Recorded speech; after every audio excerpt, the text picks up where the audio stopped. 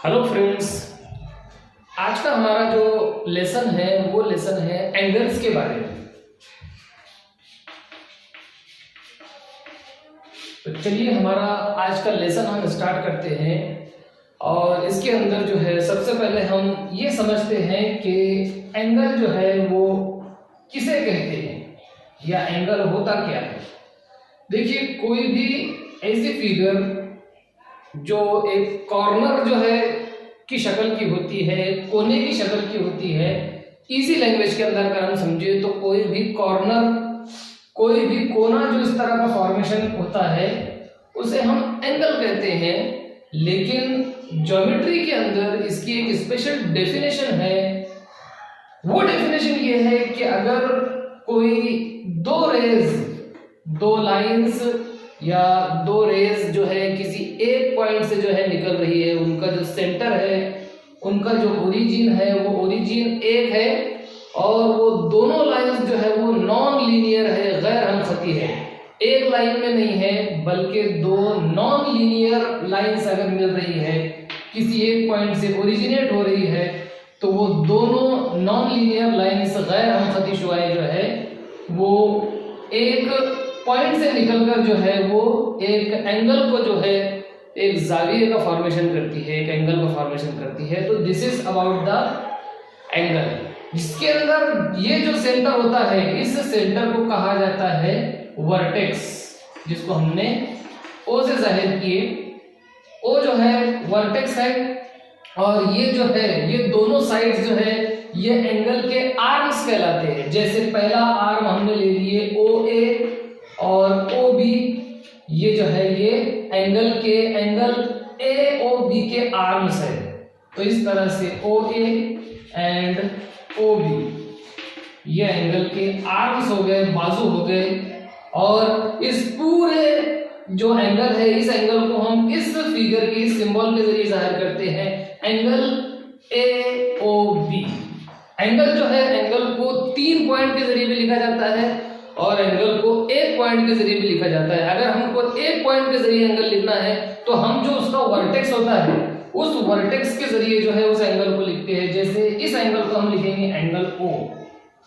तो इस तरह से जो है हम एंगल की डेफिनेशन को, उसके मतलब को और उसके एंगल के जो पार्ट्स है जिनसे मिलकर जो है एंगल बना है, जाविया बना है, उन पार्ट को हमने देख लिया। अब देखिए अगली स्टेप होती है कि अगर कोई एक मेजरमेंट आपको दी हुई है, कोई पैमाइश आपको दी हुई है, तो आप किस तरह से जो है वो एंगल बनाएंगे, एंगल को जो है किस तरह से क्रिएट करेंगे। देखिए, एंगल अगर क्रिएट करना है, सपोज हमको 40 दर्जे का 40 डिग्री का जो है एंगल बनाना है, जिसका नाम हमको दिया हुआ है PQR, एंगल PQR, जिसके अंदर जो है सेंटर या वर्टेक्स जो है Q है। तो हम सबसे पहले जो है इस तरह से PQ या QR कोई एक साइड जो है लेते हैं QR सपोज, और इस पॉइंट Q के ऊपर जो है हम जो डिग्री होती है उस डिग्री के सेंटर को रखकर जो है इस साइड से जो है वो मेजरमेंट शुरू करके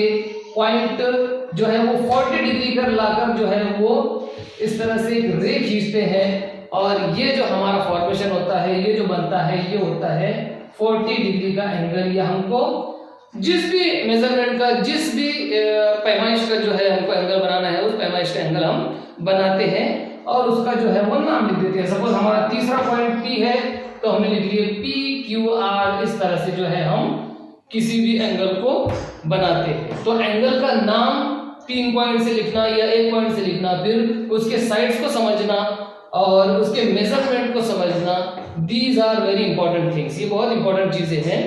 देखिए, अब इसके बाद हम एंगल की 3 टाइप देखते हैं, जो मेजर तौर पर, बड़े तौर पर जो है एंगल की 3 टाइप होती है, जिसके अंदर हम सबसे पहले देखते हैं राइट एंगल किसे कहते हैं। उसके बाद हम देखेंगे एक्यूट एंगल, जिसको उर्दू के अंदर जो है वो हादा जाविया बोलते हैं। और तीसरी टाइप होती है ऑब्ट्यूज एंगल।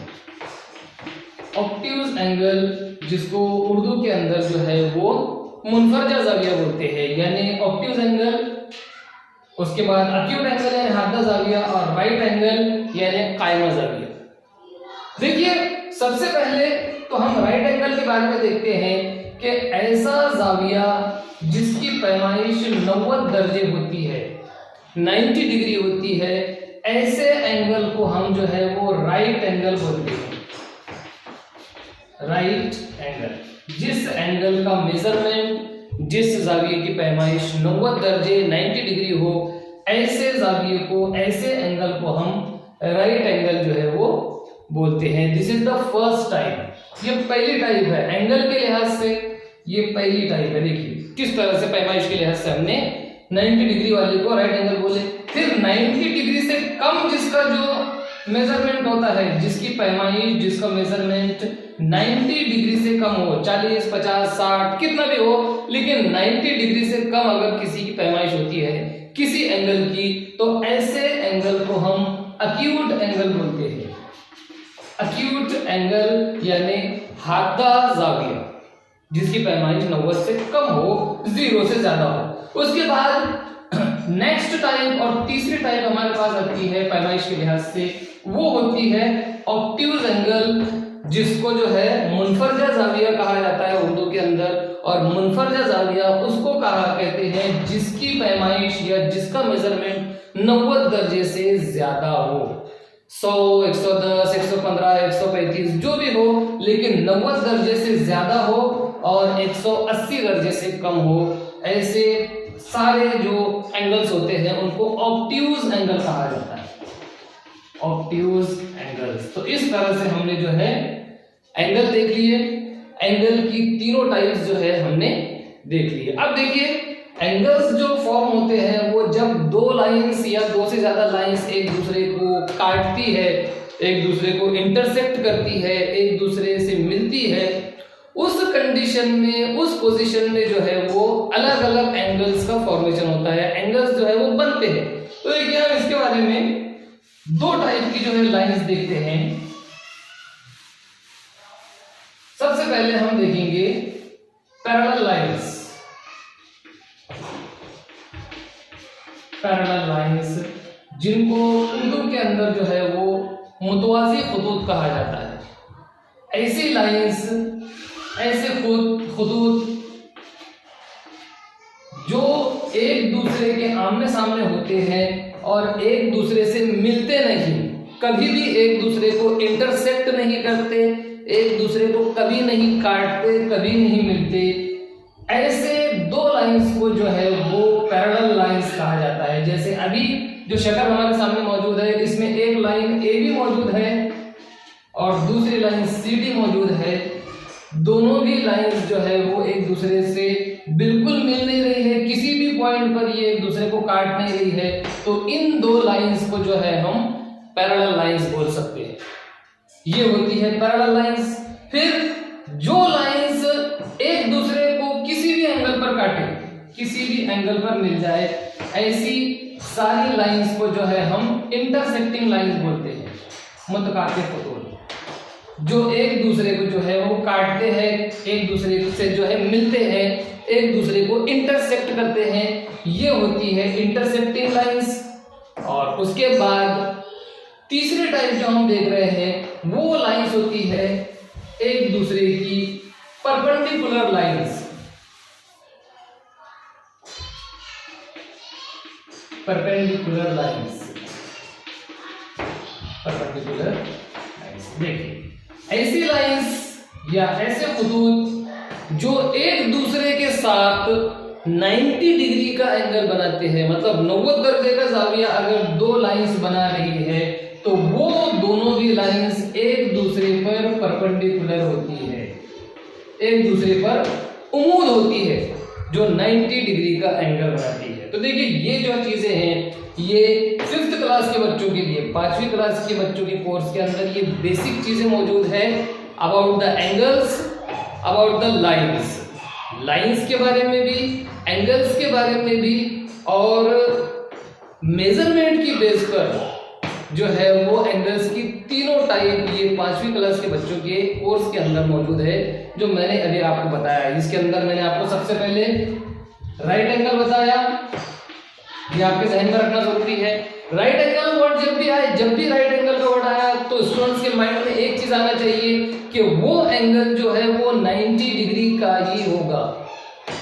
ये स्टूडेंट के माइंड में अच्छी तरह से बैठ जाना चाहिए जब भी राइट एंगल का वर्ड आया। उस राइट एंगल से जुड़ा हुआ हम दूसरा कांसेप्ट समझ सकते हैं, दैट इज एक्यूट एंगल। जिस बच्चे को राइट एंगल समझ गया उसके लिए एक्यूट एंगल समझना मुश्किल नहीं है। राइट एंगल 90 डिग्री का, उससे कम रहा दैट इज एक्यूट एंगल।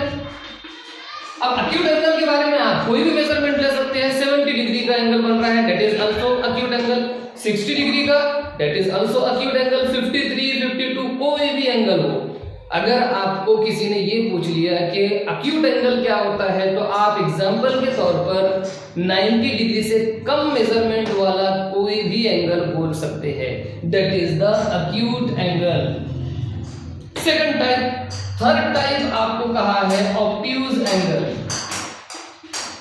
जिसके बारे में जिस बच्चे ने राइट एंगल समझ लिया और एक्यूट एंगल समझ लिया वो इजीली जो है वो ऑब्ट्यूज भी बोल सकता है, जो 90 डिग्री से ज्यादा हो, जिसकी मेजरमेंट, जिसकी पैमाइश 90 डिग्री से ज्यादा हो, चाहे वो 100 डिग्री का हो, 115 का हो, 170 का हो, any angle which is bigger than right angle, जो राइट एंगल से बड़ा हो, जिसकी मेजरमेंट ज्यादा हो 90 डिग्री से, वो एंगल ऑब्ट्यूज एंगल कहलाता है। इस तरह से तीनों एंगल्स की डेफिनेशन और उनका कंसेप्ट हमने समझ लिया। तो देखिए किस तरह से हमने तीनों एंगल समझे।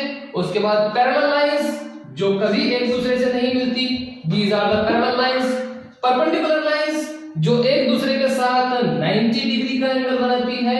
और उसके बाद जो है हमने इंटरसेक्टिंग लाइंस देखी, जो एक दूसरे को काटती है, एक दूसरे से मिलती है, इंटरसेक्ट करती है। इस तरह से बेसिक कंसेप्ट जो है ज्योमेट्री के ये हम देख चुके हैं रिलेटेड विद द एंगल्स।